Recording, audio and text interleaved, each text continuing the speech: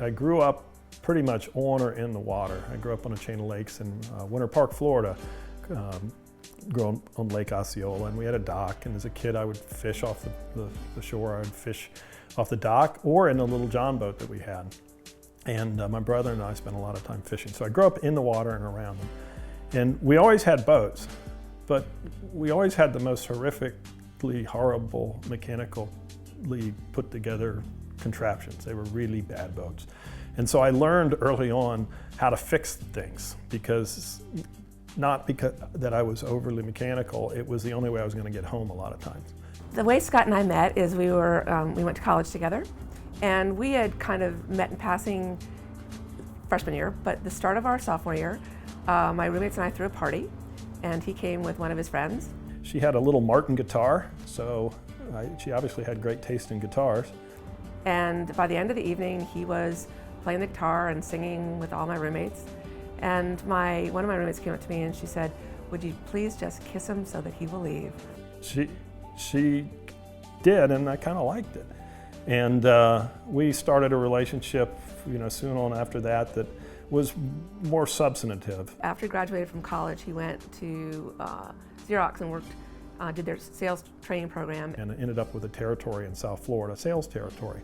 Over the course of time, I integrated into the South Florida fishing community, which was, without question, the most advanced group of fishermen anywhere in the world. At that time, Susan was in Miami at law school, and I had finagled my way through a lot of things to get a territory reassignment to the Keys.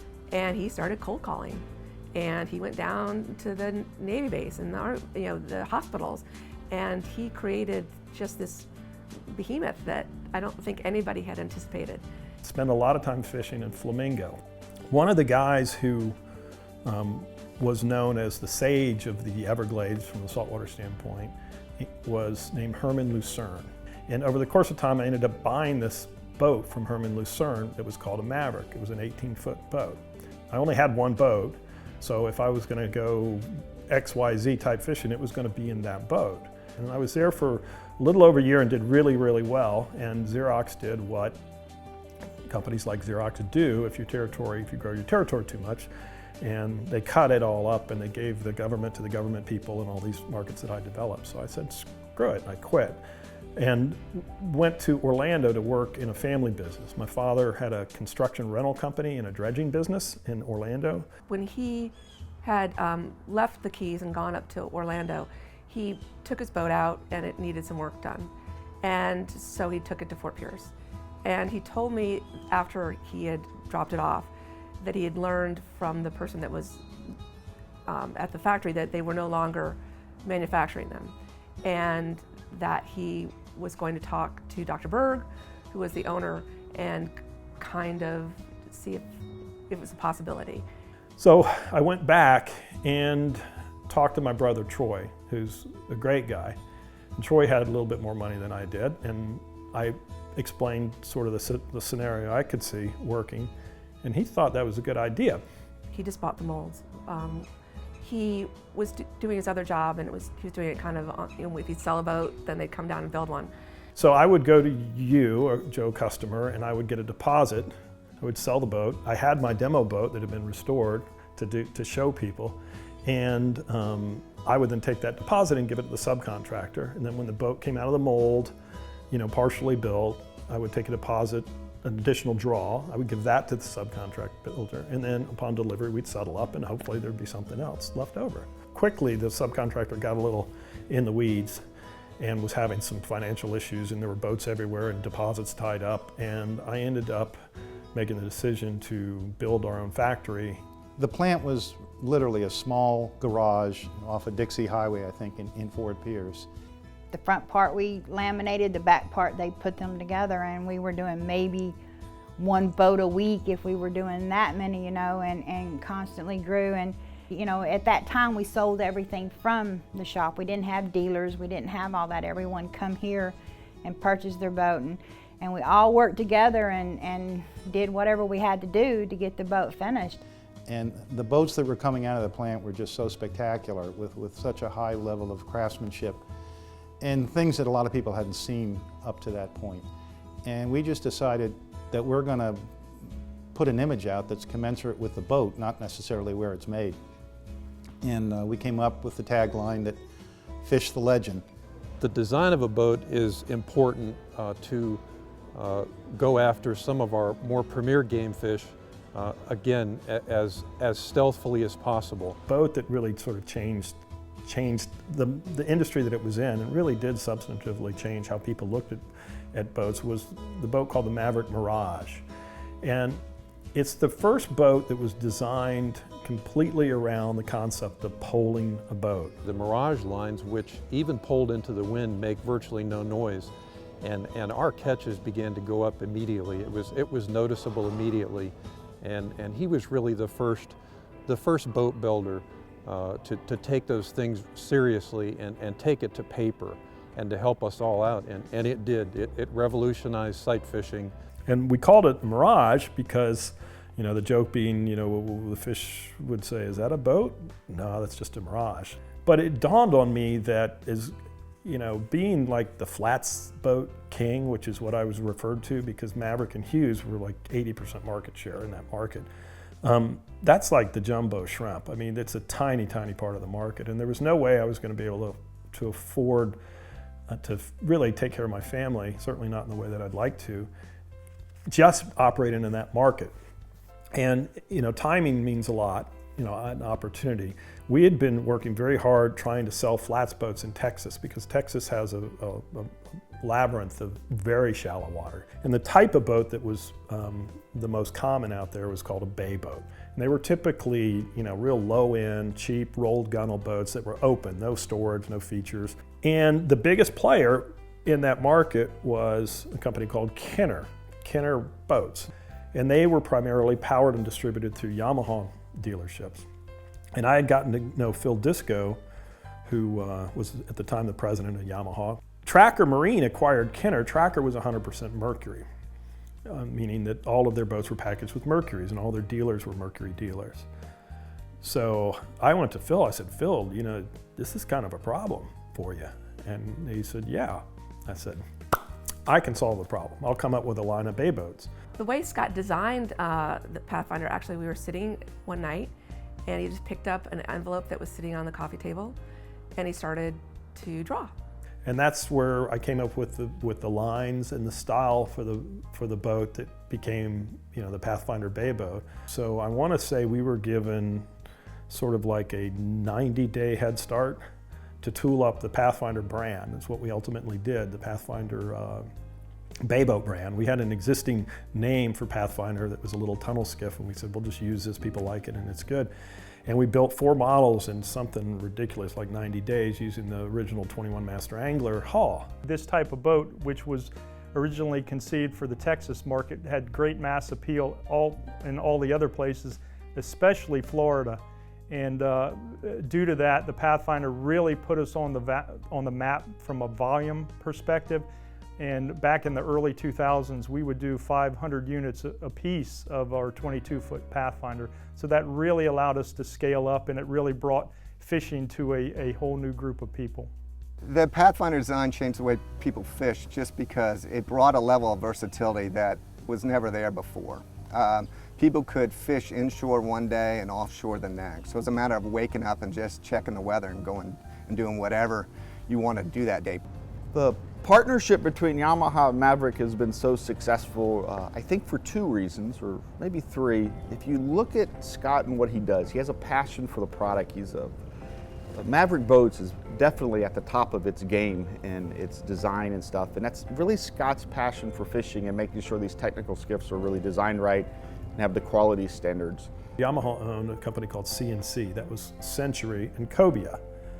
And like many companies, they were at capacity issues. So in 2005, we bought the Cobia brand from Yamaha and set about, you know, really trying to reposition that brand, you know, more consistent with our values and quality structures and dealer network. But what we did get with it immediately was a presence all the way up to the Northeast and a much larger national presence, which helped us tremendously. Unfortunately, the timing could not have been worse. We opened a new factory up in North Carolina to absorb all these, you know, thousands of units we expected to be building, and then 2008 hit, and all of the assets that had bubbled up went flat. There was blood in the streets, literally, and the marine industry had a particularly difficult time. We all went through the Great Recession together. That was the biggest game changer for the whole boating industry. Our sales dropped, our order bank, our wholesale orders dropped over 80% overnight. And there were many boat builders that did not make it through the recession. Go back to the 2008 recession, and Scott asked me, he said, based on our volume of production, and our production fell off significantly. He said, you got to, come up with some numbers, tell me how many people we may have to cut in order to continue operations. And I came to him with a number, and he looked at them and he goes, I cannot do that. He says, so let's come up with ways that we can keep our employees and keep our doors open. And what he did is, we looked at different things we were doing, and we outsourced a lot of things at that time, and he brought those things in-house, had us do them. Scott continued to improve what we built. He continued to bring out new models during that period, which really brought us through that slow period in great fashion. We came out on the other side of that stronger. We came out with better products because it forced. But again, he was not afraid to take risks at that time where everybody else was. Shortly after the recession, really embraced the lean manufacturing principles made famous by Toyota, the Toyota production system. But right now, because of becoming leaner, because of becoming more efficient, and Scott spearheaded that, we are now we're a bigger company today. We're more successful today. But it didn't come without those pains through 2008, 2009. And it's our ability to innovate and design new products, but beyond that, it's just, you can't have quality products without a quality company. And we have a mantra here that's called 3Q, which is a quality company with quality people building quality products. And every decision we make here at Maverick is bounced off that mantra. And so it's just sticking to that standard, a standard that's been here from day one. If you come here and work here, you understand the standard, you're included in it, and that's what you aspire to. And he's done a great job here in developing multiple brands and taking those brands to the top in each one of the different categories that they play in. I think Scott was an innovator in our industry, not only with his boat designs, but also he brought conservation into flats fishing. He's a pioneer in thinking about 10 years from now and 20 years from now, not just now. He's involved with most every conservation agency. He's involved with all the different boards and things that have to do with the industry. He spends a lot of time and effort giving of himself and his money to these efforts. I mean, and a good example is the Coastal Conservation Association. He was the first large sponsor of that organization. And the organization's been fabulously successful. And, but for that organization's success, and people wouldn't have the ability to go fishing, and if they didn't have the ability to go fishing, at least successfully, have the opportunity to go catch some fish, they wouldn't buy boats. So the obvious, partnership between conservation and, I'll call it non-consumptive uses of the environment, like poling a flats boat or being out on the water fishing, they're natural partnerships, and it makes all the sense in the world. And I think it's just always been something that he treasures, and he wants it to be there for his children and his grandchildren. And I think he's also feels like he's been effective. And I think when you feel like you're effective, it makes it easier to be dedicated to something. I think Susan and I have really tried to stress upon to the kids that you can go do whatever you want, be whatever you want. Don't feel like you're stuck in a particular direction or anything. And if you want to go be a nature person, be a nature person. If you want to be a scientist, be a scientist. If you want to be a businessman, be a businessman. Do what you want to do. He was there for every soccer game. I never went to a high school game where I didn't have him in the crowd. He coached me, he taught me how to cook. He took took me fishing. He did it for all of us. He's so much more than just an entrepreneur. He's a great entrepreneur, but he's a fantastic dad. My dad's entrepreneurial spirit has been shown throughout mine and my siblings' life, mostly in the ways that he's encouraged us to create. That's something that's, before I really thought, it wasn't something that was top of mind, but he's really always encouraged us to create and push our limits of creativity, and not necessarily in the ways that you think of creativity and, writing and music and art, that's one type of creativity, but also just sitting here and being like, okay, we're in the Bahamas, we have no power, how are we gonna make a fun night of it? And really just, pushing yourself to make a good time out of nothing. All of the siblings are very musical. Me and my brother both play guitar. We all sang in choirs in high school. And so when we get together, one of the things that we do like to do is we'll look up a song, we'll play the guitar, we'll sing along, and we'll have a kumbaya circle. And it's really nice, it's really fun. And it makes me happy because, my family is close enough to do that. The values that Scott has shared with my children is, one is to be honest, hardworking, and to do the right thing. And as long as I've known him, he's always chosen to do the right thing, even to his detriment. When we were young and starting out, we were pretty poor, and he insisted on paying for health care benefits for all of his employees at a time that he really couldn't afford it, but he felt it was the right thing to do. And I think that my children have seen him make those choices throughout their lives and have benefited from his example. Maverick Boat Company has been so successful, in my opinion, because of Scott. He doesn't settle for the status quo. He's always looking to improve, whether it be our product, our processes, our people, or our resources. He is never content with the status quo. The best part about dealing with Scott Deal is that he's very thoughtful, he's very positive, and he always is working to make a contribution. Part of what we do is we're always trying to come up with unique ways to, add value to our company. And usually Scott is a good sounding board for that because, he's not going to sugarcoat it. He's going to tell you what he thinks, and he's not going to tell you what he thinks you want to hear. It's apparent to everybody, I think, that Scott works as hard for us as we work for him. He's told me before that he feels a very big responsibility to continue to provide opportunities for these employees by growing the company and looking for other avenues to expand. He's been able to put together a very, very good crew of people. The innovations throughout the years have been very good, exceptional, frankly, and it's been a pleasure. You don't necessarily need to be some type of super duper factory trained salesperson. You have to fish. You have to understand what the boat's supposed to do and the whole lifestyle of it. And that's, he created a club, and a lot of people wanted to be in the club.